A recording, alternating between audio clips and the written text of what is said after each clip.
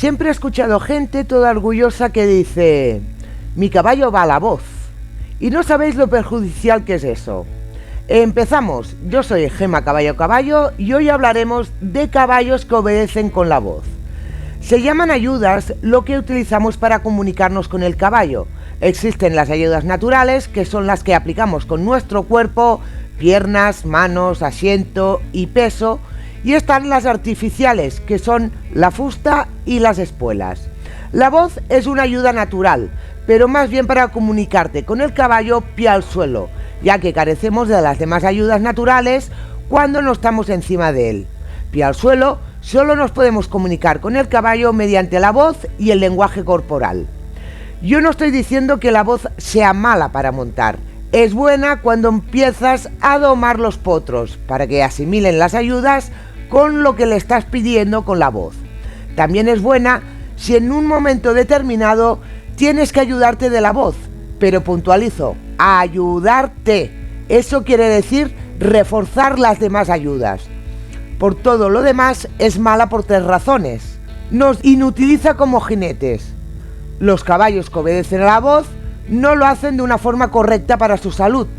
Y la tercera razón, el aprendizaje del caballo es limitado. Os explico estas 3 razones bien, porque seguro que estáis pensando que estoy loca. Cuando suelen decir que un caballo va a la voz, es aquel caballo que para cambiar de aire chasqueas y para parar dices "oh" o silbas.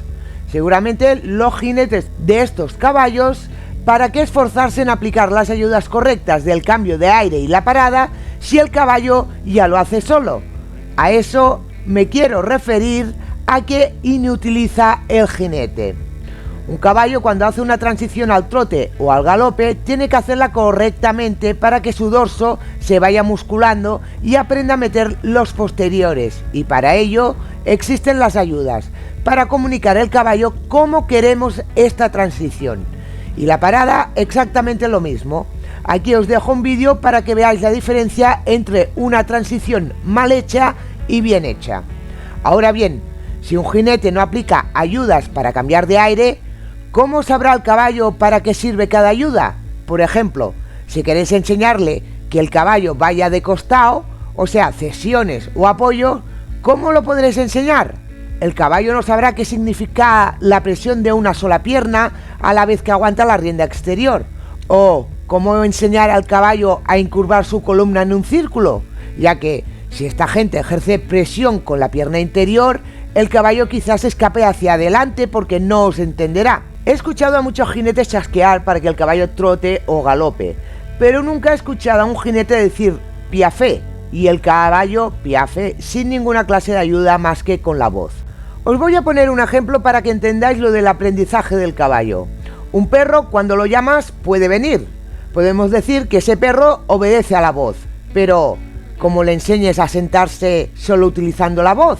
Normalmente, para enseñar a un perro que se siente, primero de todo se lo enseñas presionando su grupa hacia el suelo mientras repites la orden. Pues con los caballos pasa lo mismo, pero con la diferencia que un caballo pesa 400 kilos y no se le puede enseñar con fuerza, sino por reacciones a un conjunto de ayudas.